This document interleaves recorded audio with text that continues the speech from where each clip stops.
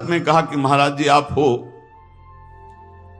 तो हमारा जीवन आपके शासन से सही चल रहा है, कल जब आप नहीं होंगे तो आपका शासन नहीं होगा। आज उसका समाधान सबके लिए कह रहे हैं जिन साधुकों के अंदर है।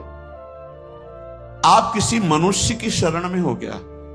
पहला हमारा प्रश्न है उन साधकों से जिनके हृदयों में ये बात है कि अगर सामने से ये शरीर चला जाएगा तो हमारी साधना बाधित हो जाएगी, हम एक असहाय असमर्थ अनाथ हो जाएंगे। तो हम ये पूछना चाहते हैं आप पांच भौतिक शरीर के शरणागत हुए हैं क्या? तो उत्तर आएगा नहीं, क्योंकि कोई शरीर का शरणागत नहीं होता है। शरीर परिवर्तनशील, नाशवान, प्रतिपल नष्ट हो रहा है। आप किसकी शरणागत हो? आप उस चैतन्य घन की शरणागत हो जो सर्वलोक महेश्वर है, वही गुरु है, वही परमात्मा है और वही चराचर जगत में व्याप्त है। क्या वो त्रिकाल में तुमसे कभी अलग हो सकता है? और एक हम ज्ञानेश्वरी टीका जो श्रीमद् भगवत गीता जी की और श्रीमद् भागवत की कुछ की है, उसकी बात पढ़ करके उन्होंने कहा कि जब हम किसी सदगुरुदेव का वर्ण करते हैं तो सदगुरुदेव का सूक्ष्म स्वरूप हमारे हृदय में आके बैठ जाता है, और जब तक हम जीवन मुक्त नहीं हो जाते तब तक गुरुदेव भी जीवन मुक्त नहीं होंगे। कौन से गुरुदेव? जो आपके दिमाग में बैठ गए, आपके अंदर बैठ गए। एक शरीर है और एक तत्व है, और तत्व सशरीर तुम्हारे अंदर समा गया है। अब देखो महाराज जी ने बात कही थी, महाराज जी सामने दिमाग में है और उनकी बात सामने है। ये पूरे जीवन तुम्हारी रक्षा करेंगे। और भरण पोषण ना कुछ हमारा था, ना है, न रहेगा। प्रभु हमारे हैं, प्रभु का सब कुछ है, प्रभु का सब कुछ था और वही सब कुछ करते रहेंगे। तुम निष्ठावान बनो, तुम अलग से भुवन रचना कर देंगे तुम्हारे लिए भगवान। एक छोटे मोटे स्थान की बात क्या, अलग से तुम्हारे लिए भुवन रचना कर देंगे। यदि गुरु निष्ठा वाले हो तो विश्वास कर लेना, पहले तुम्हारा विश्वास का परीक्षण होगा और परीक्षा में पास हो गए तो भुवन के भुवन तुम्हारे कर देंगे। अनंत ब्रह्मांडों के मालिक हैं। तुम अपने जीवन की परवाह करते हो, इसका मतलब तुम शरणागति में अभी कलंक लगा रहे हो।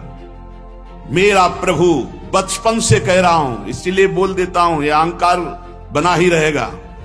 बचपन से हम जिनकी शरण में उनके दुलार को आज तक देखते रहे, कोई एक साथी नहीं रहा कि हमें 10 कदम भी हाथ पकड़ कर चला दे। 13 वर्ष की अवस्था कोई अवस्था होती है, ज्ञान विज्ञान संपन्नता होती है, और उसी समय से गंगा का किनारा पकड़ा और आज तक मेरे भगवान मेरे साथ ऐसे करुणा कर। तो वो भगवान क्या तुम्हारे नहीं है? क्या तुम्हारी शरणागति का वो पालन नहीं करेंगे? फिर ये प्रश्न क्यों हो जाता है मुझे किसने संभाला बचपन से अभी तक? किसने संभाला? कोई विश्व में ऐसा नहीं कह सकता कि 10 वर्ष हमने संभाला, एक दिन भी नहीं। वही परम गुरु गुरुदेव का रूप। गुरुदेव तो बाद में मिले हैं, घर से तो उसने पहले निकाला। सूक्ष्मता से देखिए, उस जगत गुरु ने घर से निकाला वैराग्य दिला के, उस जगत गुरु ने भ्रमण कराया, फिर गुरु रूप से मिले, फिर हमको सतमार्ग में चलाया, फिर अंतर ध्यान हो गए, फिर सदगुरु रूप से आगे मिले, फिर पला, फिर सदगुरु रूप से आगे, वो आगे आगे बढ़ता चला जा रहा है। वही परमात्मा तत्व। वो क्या तुम्हारा नहीं है? तुम निर्भय निश्चिंत नहीं? अरे तुम शरणागत हो, चल के तो दिखा एक कदम विपरीत। अगर थोड़ी भी शरणागत हो गए तो एक कदम तो विपरीत नहीं चल सकता जीवन में, यदि शरणागत है। और जो शरणागत है तो माया मां की तरह दुलार करती है, मां की तरह। हमारी बात को समझ लेना, माया उनको विघ्न डालती है जो सूरवीर हो करके माया को जीतना चाहते हैं, और जो माया को मां मानते हैं, मां की तरह दुलार करती हो, भगवान को प्राप्त हो जाते हैं। माया कभी बाधा नहीं पहुंचाती। इसीलिए हरिदासों में कहीं भी माया का प्रभाव नहीं देखा जाता। वो तब होगा जब कीन हो इसका बहु अभिमाना, शोक होवन चा कृपा निधाना। अगर अभिमान रहित होकर दैन्य भगवान की शरण में, तो माया है ही नहीं, वो मां है। देखो सियाजू के लिए क्या कह रहे हैं रघुनाथ जी मनु जी से, आदि शक्ति जय जग उपजाया सो अवतरी मोरिया माया। वही हमारी जननी है, वही हमारे सर्वस्व हैं। वो पालन पोषण करके भगवान से मिला देती, वो श्रृंगार करके भक्ति का भगवान से मिला देती। बाधा तब पहुंचती जब अहंकार होता है और माया पर विजय प्राप्त करने की बात होती, तब प्रश्न खड़ा हो जाता है। और जब भगवान के अधीन हो जाते हैं तो माया मां की तरह दुलार करती हुई भगवत प्राप्ति करा देती है। निरस्त त्रैगुण्यम, वृंदावन में रहने मात्र से निरस्त हो जाते तीनों गुणों के प्रभाव, सतोगुण रजोगुण तमोगुण, इनसे ऊपर त्रिगुणातीत प्रिया प्रीतम के प्रेम की प्राप्ति होती है। हरि रसद पुण्यम, ऐसा यहां वास मात्र से सुकृत होता है। वास मात्र भजन है, हमारी बात को बांध लो। कुछ भजन ना हो तो भी पड़े रहोगे तो तुम्हारा सच्चा भजन भगवत प्राप्ति करा देगा। यह सच्चा भजन होगा। चद्दर में 4 कोने हैं, एक कोना पकड़ के घसीट लो, पूरा चद्दर आ जाएगा। उपासना रूपी चद्दर के 4 कोने हैं, नाम रूप लीला धाम। हम नाम निरंतर नहीं जप पा रहे, रूप का ध्यान नहीं बन रहा है, लीला का चिंतन नहीं बन रहा है, लेकिन धाम का अखंड वास कर रहे हैं तो एक कोना पकड़ लिया जोर से, पूरी उपासना आ जाएगी। नाम रूप लीला धाम एक पकड़ लो। कोई आप दूर रहते हैं, धाम वास नहीं करते, निरंतर नाम का चिंतन और धाम का आश्रय, पूरी उपासना जागृत हो जाएगी। आप प्रभु की सेवा में लगे, प्रभु का नाम जप कर रहे हैं, अपने कर्तव्य का पालन कर रहे हैं, अंततो गत्वा आपको भगवान की प्राप्ति निश्चित होगी। कोई एक पकड़ लो। श्रीपाद कह रहे हैं, अतुलनीय महामाधुर्य सुख सार प्रदान करने वाला, तीनों गुणों को निरस्त करके हरिरस प्रदान करने वाला, वो महाभाग्यशाली है, त्रिभुवन में वंदनीय है, जो श्रीधाम वृंदावन का अखंड वास स्वीकार कर लिया। ये बड़ी दुर्लभ बात है। अखंड वृंदावन वास करते हुए बस वृंदावन बसिकै इतनो बड़ो सयान, और जुगल चरण के भजन भी निमिष न दीजे जान। जब प्रियालाल ने इतनी कृपा कर दी तो हमसे चूक कैसे हो जाएगी। हम हर समय श्यामा श्याम का सुमिरन करें। सांद्रानंदाब्धि मध्य लसति रसमयम चिन्मणि द्वीप मेकम। देखो तुम तो महिमा सुन रहे हो, अनजाने में यदि हम भगवान के स्वरूप, भगवान की नाम, भगवान की महिमा को स्वीकार कर ले तो हम अनजाने, लेकिन भगवान तो सर्वज्ञ हैं। भगवान विधि निषेध को नहीं देखते, भगवान भाव को देखते।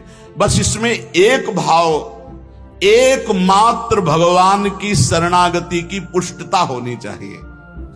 एकमात्र अंदर की बात आप समझ लो, कोई तुम्हें साथ देने वाला नहीं है। देखो जितने देवता हैं उनकी अपनी अपनी सामर्थ्य है।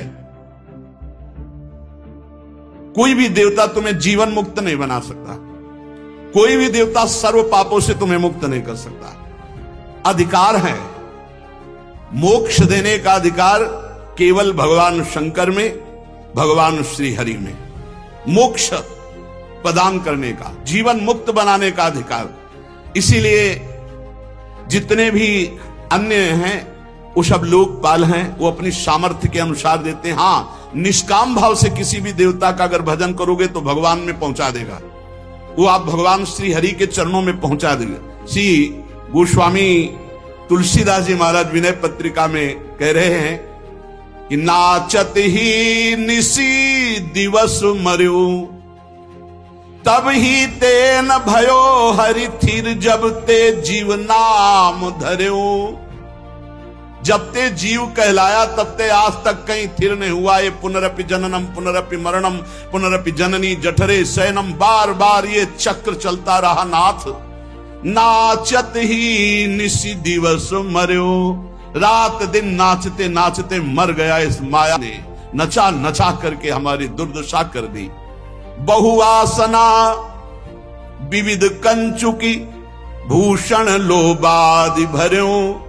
बहुत वासना रूपी कंचुकी पहनकर, लोभादि दोष काम क्रोध लोभ मोह मद मत्सर रूपी आभूषण पहनकर सब जगह नाचा। कभी जड़ बना, कभी चैतन्य बना, कभी जल में कभी थल में, कौन सा स्वांग नहीं किया। चर अरु अचर गगन जल थल में, कौन न स्वांग कर्यो।